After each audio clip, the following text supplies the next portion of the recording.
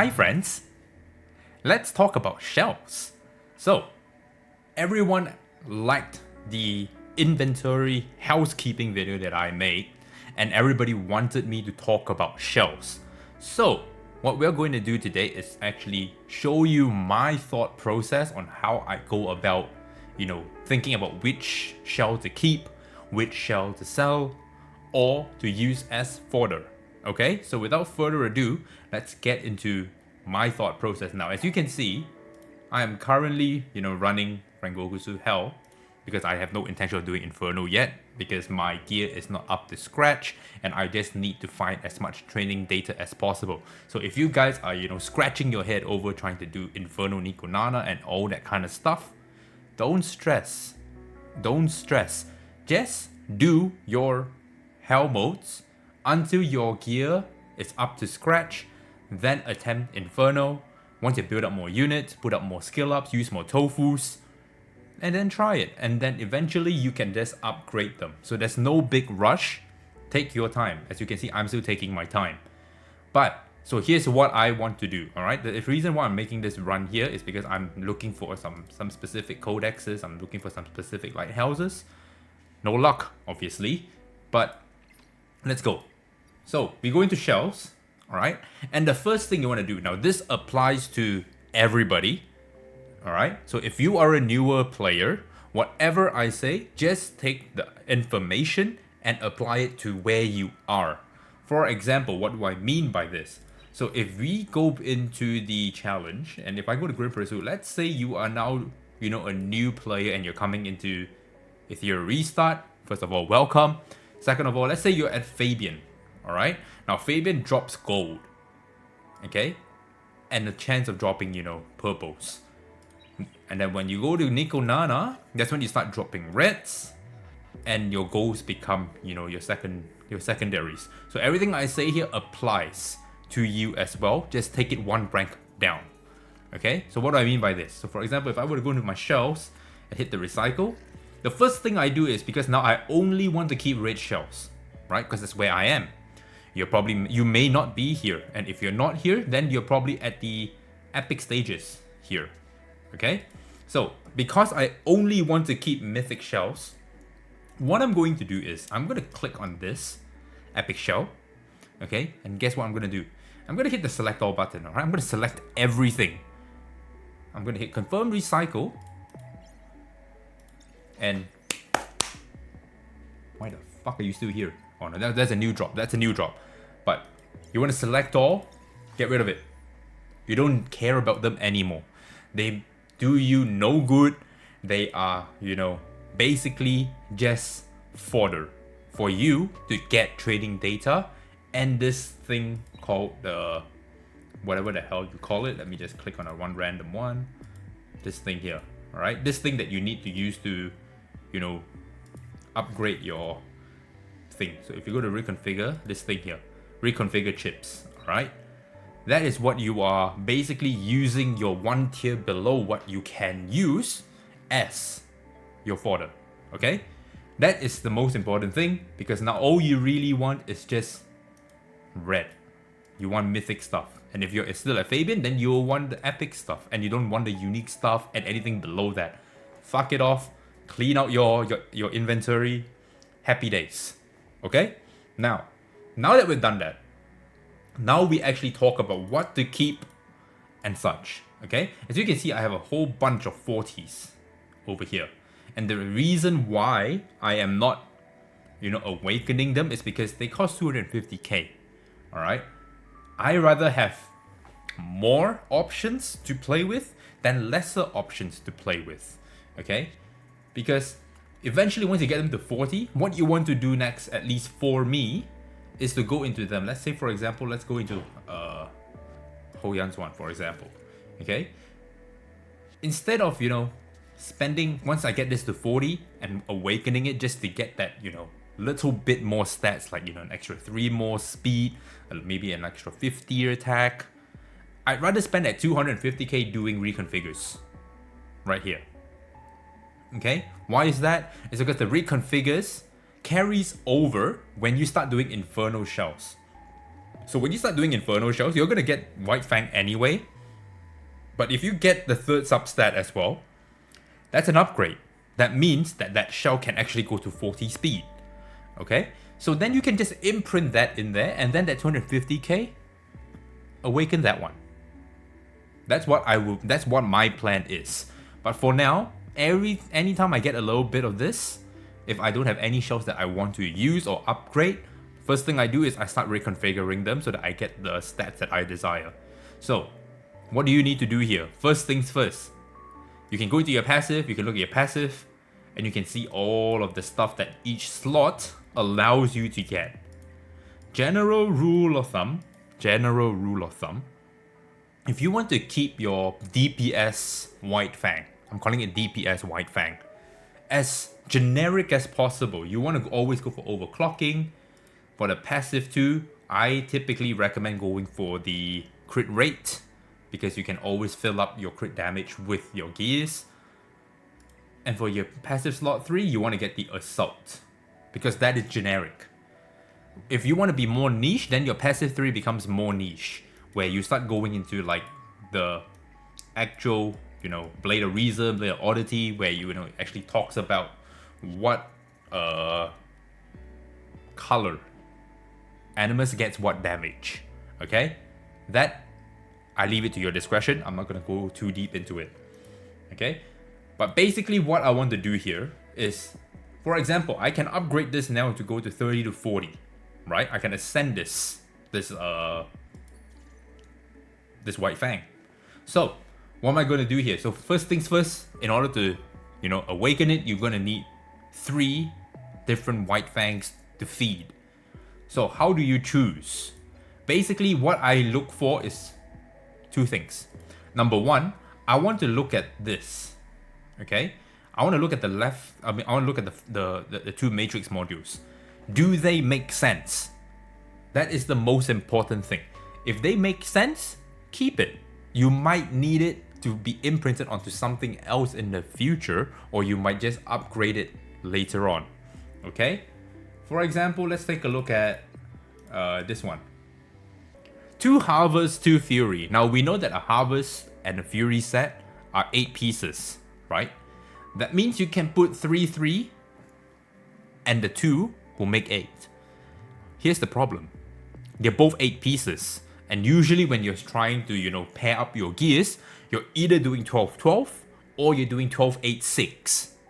Okay? Having this as an 8-8 makes this undesirable, makes me feel yuck, makes me feel gross, so I'm gonna fuck it off. Alright? Let's look at the next one. Onslaught, Keen Eye. Now, we know Onslaught and Keen Eye are both 12-12s. Right? However, Onslaught has a 4-8-12 set effect. Alright? We have at 8, I'm pretty sure it's a 25% increase in your in your attack percentage. Keen Eye is a 6 and a 12. So you're gonna need a 3 anyway. Alright? Is this something I will keep? Probably not. Because I'd rather take the 45% attack from the 12 than just take a mere 25%. Because I'm never going to be able to get both the set effects if I were to keep this. Correct? Another way you can look at this and be like, no thank you, goodbye. Next one. Swift Rush Onslaught. Same theory as the top one with the Keen Eye Onslaught. Can you use this? You can. Do you want to upgrade something like this? Probably not. Alright? So you can see I already found 3 that I don't want. So guess what I'm going to do? I'm going to feed these 3 in to this White Fang that I like. As you can see, it is Fury Keen Eye. Right? So we'll ascend this. Okay? And now we are going to unlock our 3rd passive. Shadow Guard. Okay? Not the best, but we take what we can first. Don't worry about your passive until this thing is maxed. Okay? Each reconfigure costs you 30k. Alright? Remember that. So you don't want to, start going in here and go into your RNG hell for no good reason if your shell is still, upgradable. Once it's finished its upgrades, then we can talk about, okay, now let's fix up its passive to make, Hoyan or whatever unit you have whole. Okay, so for example, let's go into one unit that I have done already. For example, let's look at Siada, which is, you know, something I use for Hell 4 of Doki Doki. Okay, you can see that I have Onslaught Fury on her. And why is that? It's because she scales a lot better with Onslaught versus Keen Eye with the way she functions. So I'm using Onslaught Fury. So you can see my shell is Onslaught Fury. Now look at this. This is not good, but I am making do right now. Okay, because I am hardly farming Hoyan. But look at this. 2 Onslaught and 3 Fury. I managed to make 13 because I am not in the Inferno stages yet. Okay, so once I get there, that piece instantly becomes fodder where I'm going to imprint, right? But you can look at my passive here. I have overclocking, I have penetration, and I have assault. Okay, now overclocking here says, you know, increase attack percentage by 18%. Not the best. Ideally, I want this to be red, but I take the highest one that I have right now and leave it. Penetration, you can see I have max crit rate on this one, and I have assault, which is, you know, final damage down. That means this revelation is very generic. I can dump it on any DPS as long as it's Onslaught Fury, and we're good. Worst case scenario, I find a better Onslaught, better revelation. So for example, let's take a look here. I don't think I have any because I hardly farm Hoyan, but let's take a look here. Okay, you can see I don't have anything here that is Onslaught Fury. That is what I need, right? I have Onslaught Keen Eyes, Keen Eye Furies, right? Look, I don't have it. Okay, and this is worse. So what do? I'm using the best one that I have at the moment. Okay, that is what you want to be looking out for, whether this makes sense. Which brings me to the next point that I want to talk about. Basically, you want to find a shell, and when you're gearing a unit, you either have 2 ways you can do it. Number 1, you can look at the shell, think about what shell you want to use on the unit, and then find the gears to make sure that you can get the full set effect of its matrix modules from the shell. Or number 2, you can literally go into your modules and think, I want to run this unit like this. Therefore, now I need to find me a shell to complement it so that I can complete, you know, the matrix module set, the matrix effect, right? So once you understand how to do that, then the next thing you want to think about, okay, is what the shell is. All right, so if we go back into the shells, and I'm only doing this because I don't want Siada talking in my ear non-stop. Basically, if you look at a shell, like for example, like Law of Silence, okay? If you read it, it says at the start of battle, the owner gains 1 turn void state. Alright, and what is void state? Basically, stealth. Alright, we already know that this is a DPS piece, right? Just by reading it, you want to hide your DPS so that your DPS is safe from, like, you know, single target nukes. Correct? So that is one way you can play it. The other way you can play it is you can maybe play Law of Silence on a unit that you want to, you know, just protect that 1 turn, right? So that's why you can see Law of Silence have, you know, things like Time Weave on it, right? Or things like Bramble on it, okay? This is one of those pieces that is a bit weird. But for example, if we go into Supernova, we know Supernova is all about healing. That means it's a supportive shell. Now, what you want to look for when you are, you know, trying to figure out what kind of set you want to work with Supernova, you're looking at basically using its effect and then finding the set that works best with your matrix module. So for example, you can see that the best one I have for Supernova is Bloodbath Bulwark, right? If it's an 8 set, you can keep it at 2 because you just need 3/3 and then you get 2, right? Like I explained earlier. And Bloodbath is a 12 set and we have 3, which makes 3/3/3 plus another 3 on the shell, 12. So we can see we have Bloodbath, Bulwark, and we know these are both in Aurora. So this piece here, if you farm Aurora enough, you will get both of them and you can use Supernova on your supporters, right, on your healers. Okay, Alicon is another one where you can use him, you know, relatively as a support, right? Because you can see if you were to just click through, or if you actually go into the archive, right? And you go into the matrix, not the matrix, if you go into your shelves and you click on Alicon, you can see all the matrices available. And all of this is pretty supportive, right? So if you're playing speed, then Alicon is one of your choices, right? So you want to think about what you want to use for your units. Think about, okay, so if I want to use this unit as a speed contester and I need speed, these are my options. This is the best shell. Now you build for that. And that's how you know what you want to keep for your shells.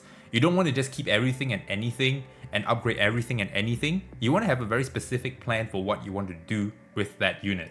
So as you can see, like I showed you on my Ciara, I know that once she gets 3 orbs rotating around her, she's going to hit 4 times. And what takes the most advantage out of that? Revelation, right? Because each hit is going to proc Revelation. So I'm going to put Revelation on her. Okay? What about Raoul? Same thing. We know that Raoul is a defense scaling unit. We know that Artisan gives you defense. No brainer. You're going to put that on him. Alright? And now you can figure out what is your best Artisan and build him that way. So if we look at some Artisans that I have, right? And you can see that why I've chosen these.